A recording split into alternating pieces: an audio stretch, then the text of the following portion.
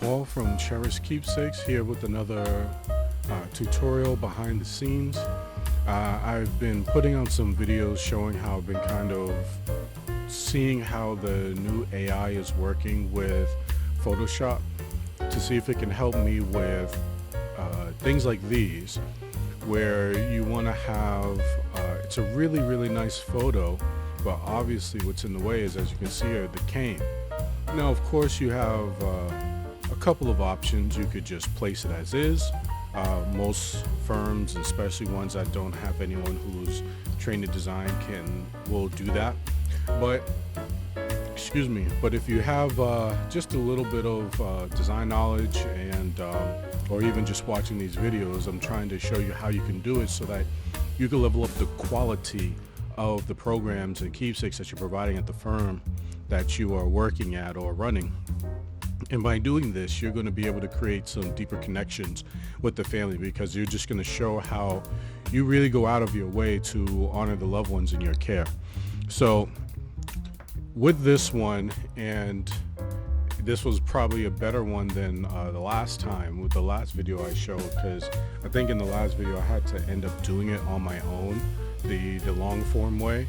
But here I tried to doing the same thing and it worked. So I'm going to try to recreate it, because this order has already been done out the door, but I didn't have time to pause and make a video, so I'm kind of just going to redo it again.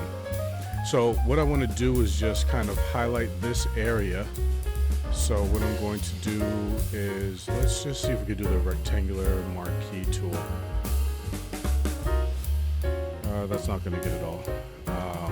So I'm going to use just the other selection tool so I can just hand draw that area. And as you can see, with the latest version of Photoshop, it comes up automatically as an option, generative fill. So this is the AI tool that will come up, and you can put in a command, because all AI is about the prompt or the command that you give it, and that will determine the results that you get. So for this one, I just told it to fill content aware. Now what that term means is look at the content surrounding the photo, not just in this area, but it's basically looking at this entire photo and looking at the dominant patterns here, and I'm telling it to fill in this selected area with that content.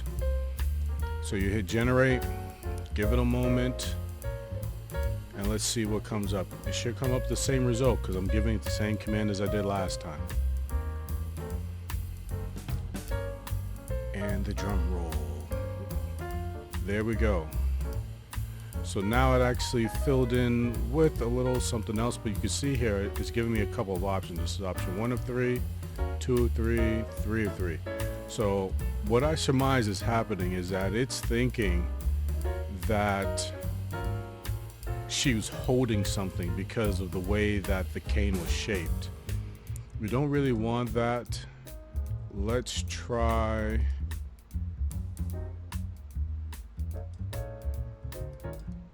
content aware fill this way and see.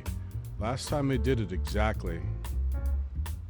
Man, it's interesting seeing this and how it is not doing the same thing. It's like almost a different result each time. So let's go back, and maybe it's just a matter of, let's change how we do this selection, because this is just the area in question. So let's try this again.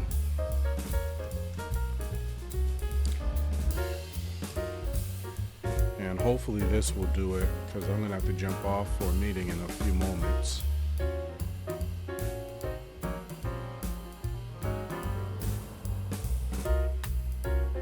And hopefully this does it.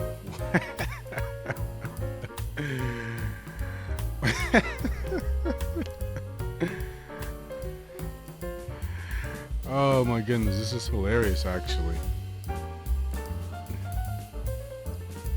No, we don't want to do that. I swear last time, and I'm going to pull it up. The last time I did this, and I just told it content aware. You can see it filled it right in. Unfortunately, I can't go back, and you can see right there, content aware, and it created a mask. So it could be possibly just a different tool that will do it. There we go. Let's see if okay. We don't want to do that. Let's invert the selection. Let's mask that. Nope, we don't want to do that. I'm curious as to why it's doing that.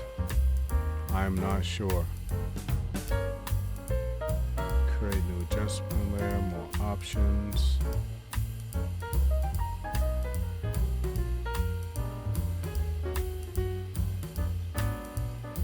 We just want this area.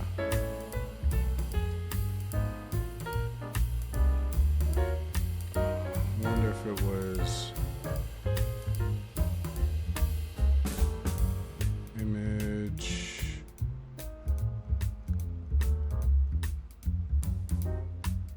These new plugins.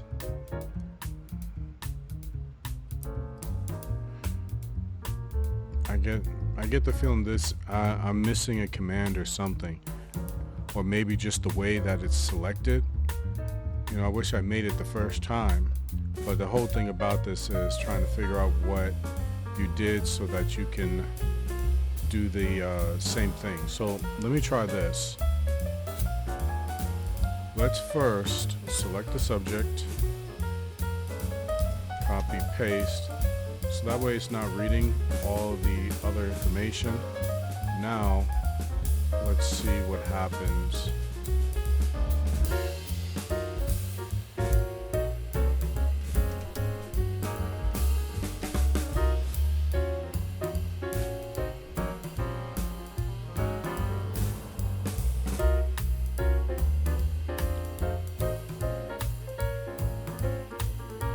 Almost there. Hopefully this is it. Yes, there we go. Okay, so, and as you can see, you have a couple of options here.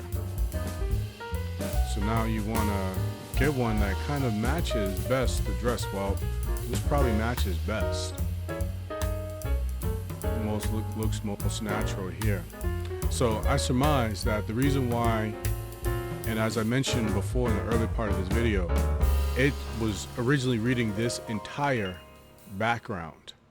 And so it was generating content and made it look like, oh, well, maybe she's holding something based on the rest of the background.